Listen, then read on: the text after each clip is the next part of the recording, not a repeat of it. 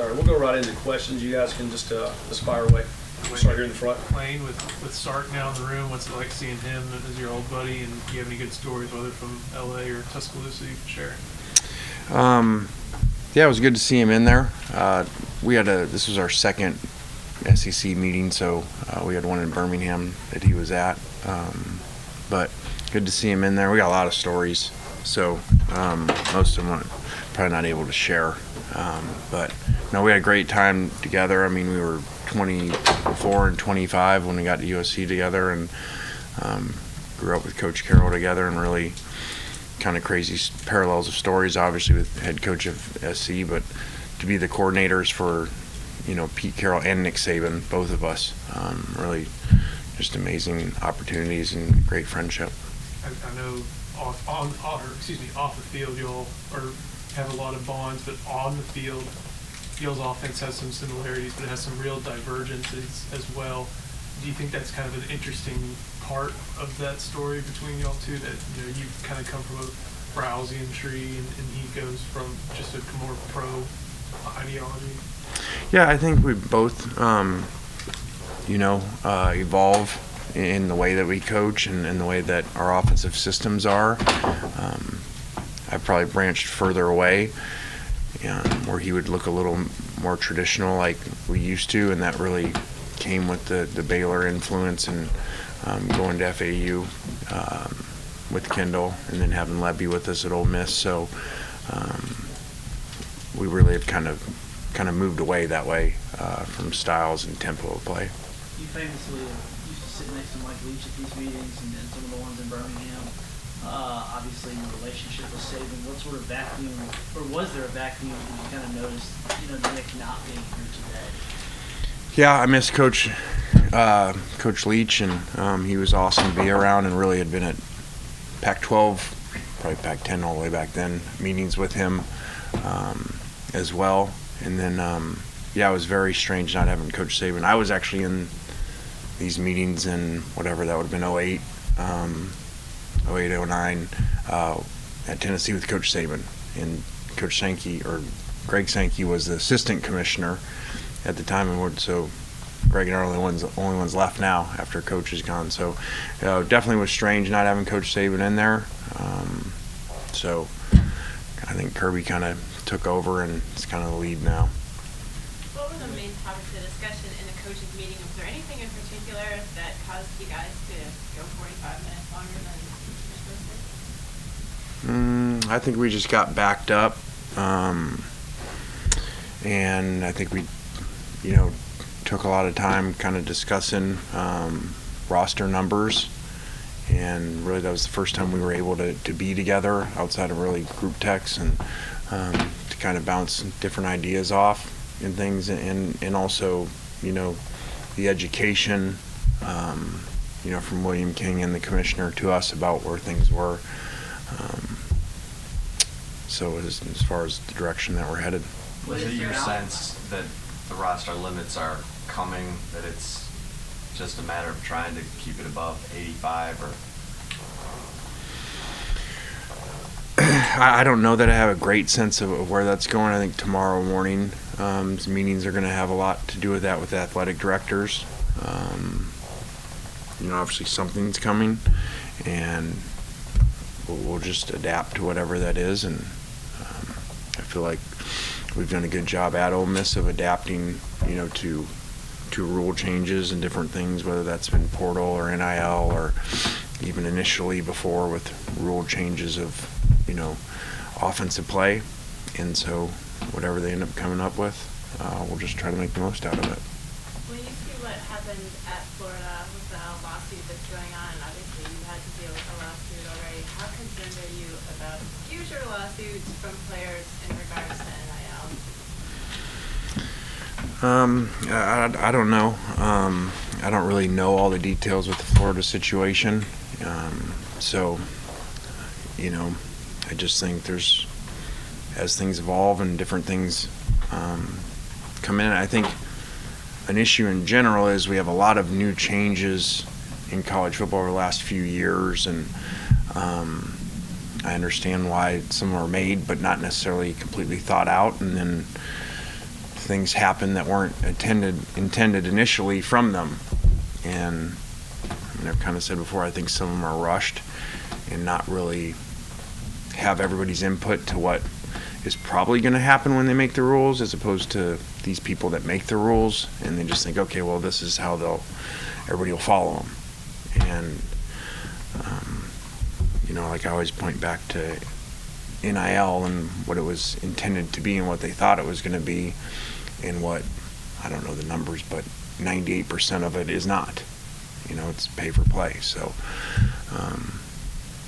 I just think that there's a lot of evolving things, and that issue, you know, happened there, and so you just got to be aware of it. Do you feel like your NFL background helps you in today's world of college football, the portals like free agency and NILs like salary cap? You've got roster changes, and you're used to dealing with 53-man roster, potential injury reports, right? Does your background in that help you at this moment? I mean, a little bit. I think that you know, just our approach in general of always trying to, you know, not just think outside the box, but create a new box and take whatever situations come up and let's figure out how to maximize them. And, you know, we don't really do anything just because, you know, we don't accept things as, hey, we're going to do them just because that's what we did 5 years ago. And I think that kind of the offensive question of, you know, where our offense is today compared to 5 years ago, 10 years ago, or way back with Sark at USC is very different. And I think that's just how we take the approach with everything, and do a lot of research and a lot of analytics and things, and a lot of studies to try to figure that out. You know, what are the best ways to invest, and best ways to staff, and best ways to manage your roster. Does it seem similar to an NFL model that we're at this moment? No, it doesn't, because the NFL has a system. You know, so we don't really have a system, and we don't, you know, have contracts and don't have salary caps, and like all professional sports do. But in some areas we want to be professional sports, but then we don't in these other areas, and then that's why you have the chaos that you have in college football. Is there anything in particular that you're concerned with as it relates to scholarship numbers? Is it health and injury? Is it being able to bring young players along by having enough practice reps for for the young players as well as others, older players? What is it that is most concerning to you? Well, I think if it was in the reduction category, I think there's some safety issues there. You know, how do you practice? How do you play? Are the numbers as low as to where you've got to overplay players, you know, maybe in some games where you hadn't in the past? So there are some very big safety concerns, and the ability to practice well enough to develop young players also, in order to have enough. Because again, this is not, you know, again, we want to be like the NFL some ways, but not other ways. So you want to make these limits, but we don't have practice squads. We don't have the ability, you know, to have players to just bring in each week and try them out and add players when there's injuries. So it's really complicated. What's the sentiment you think about injury reports in the football coaches' minds? We didn't get into that very much. It was in the, I think maybe we're going to tomorrow more. So I'll probably have more information on that for tomorrow. What's your thoughts on it? I mean, it sounds like that's where we're going, and much more like the NFL. Again, we kind of pick and choose which things we want to do like that. So I understand why it is. So I'm all right. Lane, it's not a fully fleshed out idea, but they are bringing something that kind of looks like a salary cap. Whether the hope is to have something that implements like a salary cap. Do you still feel like having your collective has done good work? It seems like you have good alignment with the folks at your collective and Walker. Do you still envision that being a part of college football going forward if we're also paying players? I know that's a lot because, again, it's not fully fleshed out, but have you given much thought to where your collective fits into all of this? Yeah, I think, well, that's in the rules that they make. You know, what do they come back with and what do they say? So a lot of people say, okay, well, this is great. We're going to have this cap and revenue sharing. Okay, but if you're still going to have collectives, how are you going to have a cap? But then you're also going to have collectives. And then you're also going to have traditional boosters that have always been around in college football, especially the SEC. So are you really going to have a cap? Or does it just sound like a cap? You know, that's a big difference. Talk about maybe a way to prevent players from transferring out underneath the NIL layer, underneath revenue sharing, was for it to have a buyout in their so-called contract that they sign when they school. Okay, if you leave, you have to pay a certain percentage back to that university and so on.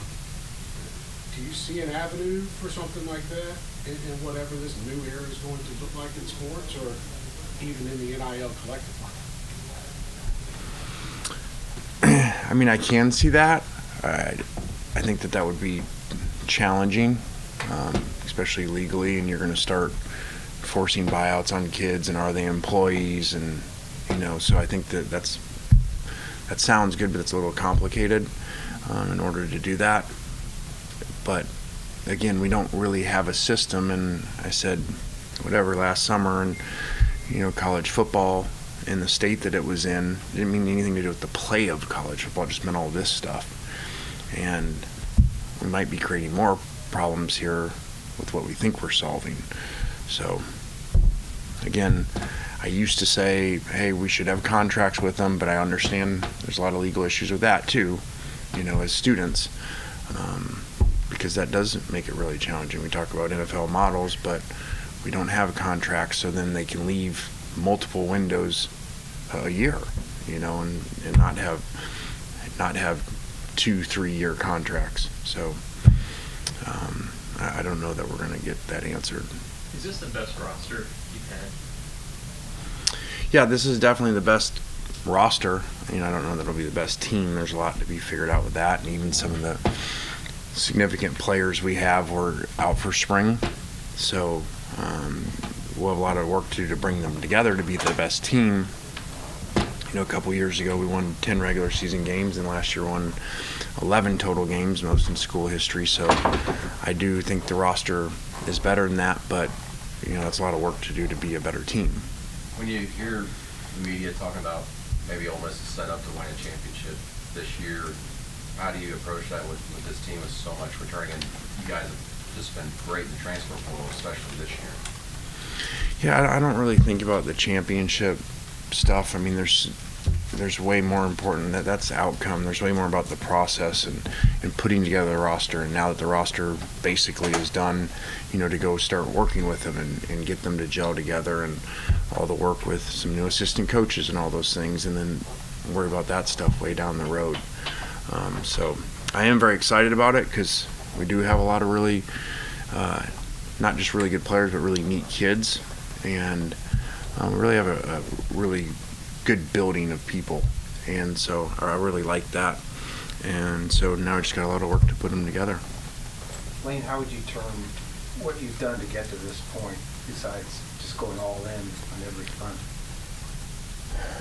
Meaning exactly? In the off season, the portal, collectives, everything, recruiting.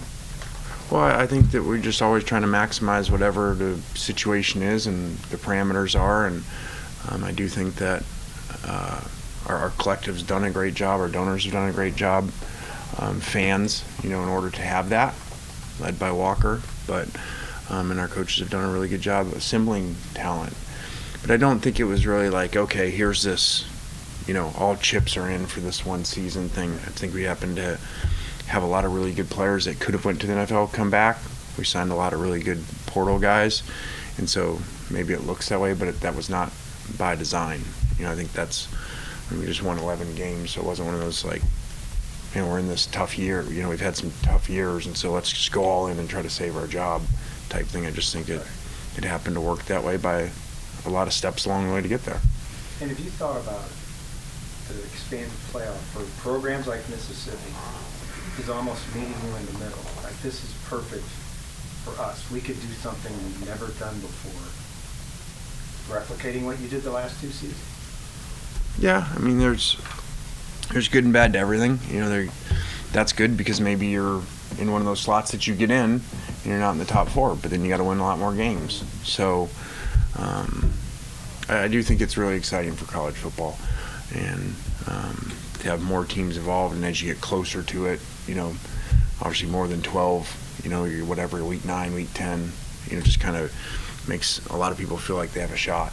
So I think it will be really exciting, to hopefully be a part, but just to watch. What are you doing, if anything, to help prepare your team to sustain itself through possibly January 20th, maybe 4 extra games, plus a conference championship game with that part of nutrition, academics, strength and conditioning, all those things? Have you tweaked anything knowing the season? I have not, whether that's right or wrong. I think that, when you get there, then you worry more about that then.